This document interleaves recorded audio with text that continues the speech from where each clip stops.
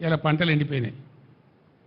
నేను పర్యటించిన 4-5 గ్రామాలలో నా పర్యటన లేని గ్రామాలలో కూడా రైతులు అడ్డం వచ్చి ఆ బెదిర కావచ్చు, గంగాధర కావచ్చు, ఇంకో చోట ఎండిపోయిన వరి చేలు తీసుకొచ్చి అడ్డం తిరిగి బస్సు ఆపి మళ్ళీ చేతికి చెప్తా ఉన్నారు, సార్ మా ఊళ్ళో 600 పోయింది, మా ఊళ్ళో 800 పోయింది, మీదికి పొలం పచ్చగా కనబడుతుంది కానీ మొత్తం కింద పర్రెలు పెట్టింది చూడమని చెప్పి నన్ను పొలం లోపల దాకా తీసుకుపోయి చూపెట్టినారు. ప్రతి పంట ప్రతి దగ్గర ఇదే పరిస్థితి. దీనికి ఏంది, నీటి నిర్వహణ సామర్థ్యం లేక దాన్ని ఎట్లా వాడానో తెలియక వైఫల్యం, ప్రభుత్వ వైఫల్యం ఒక కారణం. సరే అదైతే నెటమటమైన పాత బోరు ఉన్నాయి కాబట్టి కరెంటుతోనన్న వారేసి దక్కించుకుందామంటే కరెంటు క్వాలిటీగా రాకపోవడం, మోటార్లు కాలిపోవడం రెండవ కారణం. వెరసి ప్రభుత్వ వైఫల్యం వల్లనే ఇలా పంటలు ఎండినాయి. కొంతమంది అసమర్థులైనటువంటి మంత్రులు వర్షపాతం తక్కువటే మా మీద బదనాం పెడుతున్నారు అని మాట్లాడుతూ ఉన్నారు. అది పూర్తి శుద్ధ తప్పు. కొన్ని జిల్లాల్లో 7%, కొన్ని జిల్లాల్లో 16%, దాదాపు 20-25 జిల్లాలలో, ఉత్తర తెలంగాణ జిల్లాలలో ముఖ్యంగా కరీంనగర్ లాంటి జిల్లాలో నార్మల్గా కురవాల్సిన దానికంటే అధిక వర్షపాతం కురిసింది. ఎక్కువ రెయిన్ఫాల్ ఉండగా కూడా ఈ పరిస్థితి ఎందుకు వచ్చింది అంటే పూర్తిగా ప్రభుత్వ అసమర్థత, ప్రభుత్వ వైఫల్యం తప్ప దీనికి వేరే కారణం లేదు.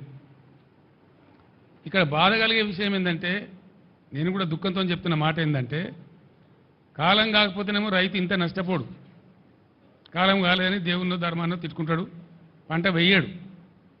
కానీ ఇక్కడ పంట వేసి పెట్టుబడి పెట్టి ప్రతి ఊర్లో కూడా వాళ్ళు రోధిస్తున్నది బాధపడకుండా ఇలా మగ్దుంపూర్లో కానీ ప్రతి చోట చెప్పింది ఏంటంటే 25,000 పెట్టమని కొందరు, 28,000 పెట్టమని కొందరు, 22,000 పెట్టమని కొందరు.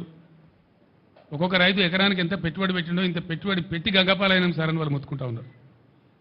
మేము వేయకపోతే బాధ లేదు కానీ కారణం ఏంది, రైతు బంధు మీద ఒక అరాకిరి. అది ఎప్పుడు వేస్తారో ఎప్పుడు వేయరో చెప్పకపోవడం, 7 ఎకరాలని 3 ఎకరాలని 4 ఎకరాలని దానిలో తొండి పెట్టి అసలు వస్తుందా రాదా ఒక కన్ఫ్యూజన్ గురి చేయడం రైతులను. నిన్న మొన్నటి దాకా ఇప్పటికి కూడా ఇంకా పూర్తిగా వేయలే రైతులకు, 100% వేయలే. ఇంకా దాని మీద ఒక పాలసీ లేదు, ధైర్యం లేదు, చెప్పే తెలివితేటలు లేవు. అదొక వైఫల్యం. అదేవిధంగా నేను మొన్న మాట్లాడితే ఇంత గలీజ్గా అంటే ఒక ముఖ్యమంత్రి స్థాయిలో 100 రోజులలో 200 మంది రైతులు చచ్చిపోయిన 200 పైచీలు కానీ నేను చెప్తే 48 గంటల్లోగా ఇవ్వండి, మేము వాళ్ళకు నష్టం ఇస్తామని చెప్పినారు. మేము 4 గంటలనే ఇచ్చినాం. ఇది లిస్టు 4 గంటలే. 4 గంటలనే ప్రభుత్వానికి చీఫ్ సెక్రటరీకి పంపించినాం. 209 మందికి పంపించినాం. దాని తర్వాత కూడా ఇంకో 5-10 జరిగినాయి.